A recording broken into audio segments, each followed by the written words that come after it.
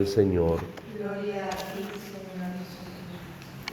Tenemos una página conocida mismo también por Jesús, porque cuando Jesús está hablando de cómo lo reciben a él, dice: la reina de Sabá vino de la otra parte del mundo para ver a Salomón, y aquí hay alguien que es más que Salomón, es decir, Jesús. Nosotros tenemos que de alguna manera concentrarnos. Él es el verdadero sabio.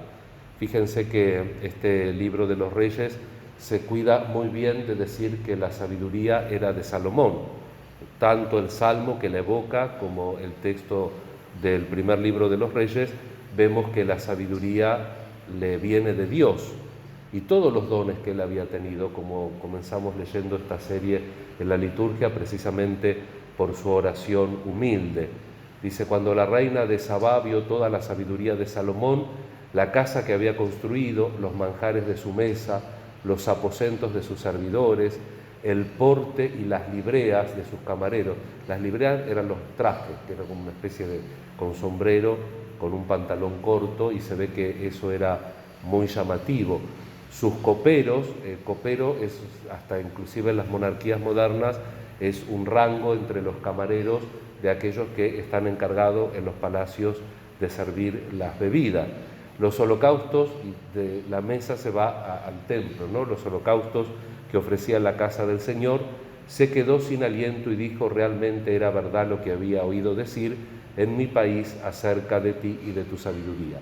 Pero cuando hace cuento de esto, la atribuye a Dios. Dice: bendito es el Dios de Israel que te dio esta sabiduría.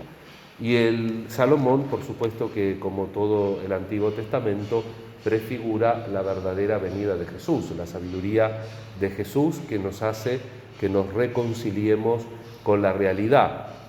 En esta discusión que encontramos en el marco, de nuevo, en este capítulo 7, con los fariseos, o a causa de los fariseos no tenemos que pensar que eran malas personas, eran personas que eran muy puntillosas, que eran muy cumplidoras, porque la gente, cuando todavía está en un primer estadio de la vida espiritual, necesita tener cosas seguras. Después uno se tiene que abandonar. ¿Cuál es la verdadera fe? La que se abandona en Dios, como la Virgen. No entendía las cosas que le decían, la actitud a veces de Jesús, la misma muerte de Jesús. ¿Qué sabría María exactamente desde el punto de vista ontológico de la realidad que ella había experimentado? De que el Verbo se había hecho carne en su seno. ¿Qué sabría de las moléculas? ¿Qué sabría de la hipóstasis del Verbo encarnado? Y sin embargo la Biblia nos da la pista exacta. María guardaba y conservaba estas cosas meditándolas en su corazón. No tenía una respuesta para todo, pero se abandonaba en Dios. ¿Cuál es la tentación del fariseísmo, del formalismo? Tener la seguridad. Entonces yo estoy vestidito así, hago tantos pasitos, pongo las manitos de tal manera, digo tantas palabritas en este o en aquel idioma y ya está. Claro, acá hay otro riesgo, que esto es así, pero también es cierto que la liturgia tiene que tener sus pasitos, sus manitos, sus palabritas y su idioma, porque si no, nuestra manera de ser, lamentablemente, es una manera de ser frágil, y a veces tenemos que adquirir conductas que nos ayuden a proteger, a defender y a conservar lo que tenemos en la fe.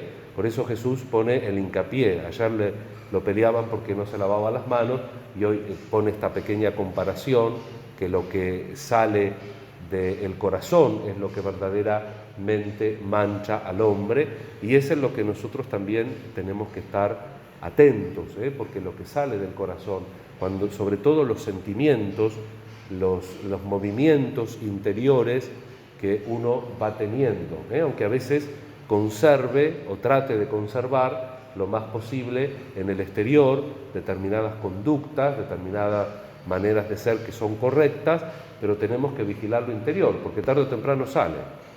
Y si tenemos la suerte de llegar a viejitos, cuando seamos viejitos va a salir lo que hay adentro, no va a salir otra cosa. Por tanto, es muy bueno que nosotros vayamos viendo en nuestro interior las cosas que vamos sintiendo, que vamos viviendo, los impulsos que vamos teniendo, para todo someterlo a la iluminación de Jesús, del Evangelio, del verdadero Maestro, para ir purificando nuestro interior, de manera que el exterior sea cada vez más puro, pero que sea puro legítimamente, porque sean movimientos que salen de adentro para afuera y no al revés, porque si es de afuera para adentro muchas veces son represiones, que tiene que haber a veces represiones, pero tienen que ser represiones, y esto es una cosa que se rescata en la teología espiritual, un poco del psicoanálisis. Tiene que haber represiones que sean sublimaciones. Una persona puede determinadas pasiones como la ira, educarlas y hacer que se fortifique, por ejemplo, un aspecto del arte o el desarrollo de una disciplina. En vez de andar golpeando vecinos, esa fuerza de la ira se canaliza. Lo mismo el apetito sexual. Esas cosas las descubrió Freud estudiando la psicología profunda, y no está mal sublimar. Lo que está mal es reprimir sin un proyecto, sin un plan, sin una guía espiritual, porque todo lo que nosotros mandamos para adentro en algún momento va a querer salir, y nosotros tenemos que procurar educar nuestro interior para que toda nuestra vida sea pura a la luz y de alguna manera con el consejo y el acompañamiento del Señor. Le vamos a pedir a Jesús por todas las intenciones de la misa, vamos a pedir por los enfermos, que estamos rezando por las diversas necesidades, en este caso concreto, y fíjense que la oración colecta de la misa que hemos tomado, de alguna manera equipara los sufrimientos espirituales con las enfermedades, las aflicciones. Y todos tenemos por ahí alguna aflicción. Pedir al Señor que nos sane, y que lo que no entendemos hagamos como María, que lo conservemos, que lo meditemos, pero no dejemos que se enquiste en nuestro interior. Tratemos de que ese interior permanezca puro y limpio para el Señor Jesús. Dejémonos conducir también por las cosas que Él nos va mostrando, y pidamos también la intercesión de los santos, y cuando veamos alguna cosa concreta en la cual podemos trabajar, lo tenemos que hacer con sencillez, con humildad y de la mejor manera posible. Pedimos al Señor entonces la gracia de la salud del alma y de la salud del cuerpo. Que así sea.